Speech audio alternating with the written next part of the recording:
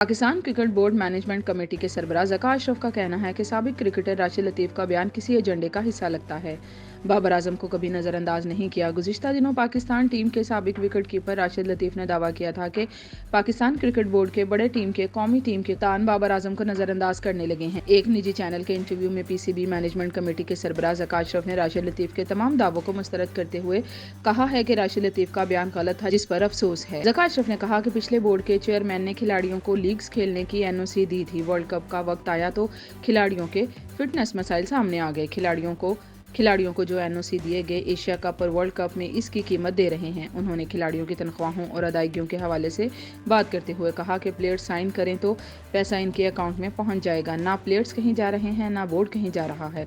ज़का अशरफ ने कहा कि दुनिया भर में खिलाड़ियों को बहुत भारी तनख्वाहें दी जा रही हैं। मेरी सोच थी कि खिलाड़ियों को कौमी टीम में खेलने के लिए ज्यादा पैसे दें, खिलाड़ियों को 1-2 लीग्स के लिए इजाजत दें, खिलाड़ियों को लीग से रोकें और नेशनल ड्यूटी के लिए इस्तेमाल करें। ज़का अशरफ का कहना था कि नजम सेठी ने पिछले दौर में मेरे खिलाफ केस किया था। उस वक्त भी मेरे खिलाफ 1 रुपए की बेज़ाब्ती साबित नहीं हुई।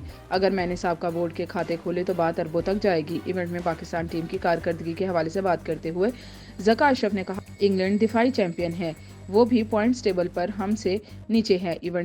इवेंट के दौरान खिलाड़ियों को बुरा भला ना कहा जाए, इनका मोरल डाउन होता है। नताइज कुछ भी हों, वर्ल्ड कप के बाद जो माहिरीन राय देंगे इसके मुताबिक फैसला करेंगे। साबिक खिलाड़ियों और अवाम से दरख्वास्त है कि मुस्बत अंदाज में बात करें।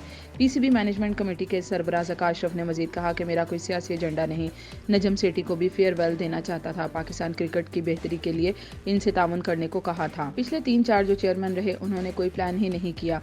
ये कमजोरियां हैं जिन पर वर्ल्ड कप के बाद काम करेंगे। अल्लाह के हाथ में है कि मैं बोर्ड चेयरमैन रहूंगा या नहीं। पैटर्न मुझे बेहतर समझेंगे तो बरकरार रखेंगे। उन्होंने कहा कि एशिया कप के बाद कप्तान, नायब कप्तान, चीफ सिलेक्टर, कोचेस के साथ मीटिंग की थी। बाबर आजम से अलग भी मुलाकात की थी। उनका कहना था कि टीम यकजा है, चंद खिलाड़ियों पर गुफ्तगू हुई थी, तब्दीली की तजवीज कोई नहीं थी। कप्तान और कोचेस टीम सिलेक्शन से मुतमईन थे। शादाब खान की फॉर्म पर हफीज और मिसबा ने तजवीज दी थी। कप्तान और कोचेस ने शादाब को टीम में रखने को कहा था। ज़का अशरफ ने गुज़िश्ता दिनों सरफराज अहमद से हुई मुलाकात के हवाले से बात करते हुए कहा कि सरफराज तजर्बाकार है, अच्छा खेलता है। शाहनवाज धानी भी मुलाकात में मौजूद थे। सरफराज की कप्तानी से मुतल्लिक कोई बात नहीं की। उन्होंने कहा कि वर्ल्ड कप टीम सिलेक्शन में इंजमाम उल हक का हाथ नहीं था। हारून रशीद की मुंतखब टीम है, वो भी नजम सेठी के साथ चले गए। इंजमाम का नाम बहुत बड़ा है, वो सबसे कम पैसों पर चीफ सेलेक्टर बने हैं। हमारी क्रिकेट जो चल रही है वो मॉडर्न डे क्रिकेट नहीं है। इसके अलावा टीम में दोस्ती यारी का तो नहीं कह सकता, लेकिन कई खिलाड़ियों की फिटनेस और परफॉर्मेंस सामने है।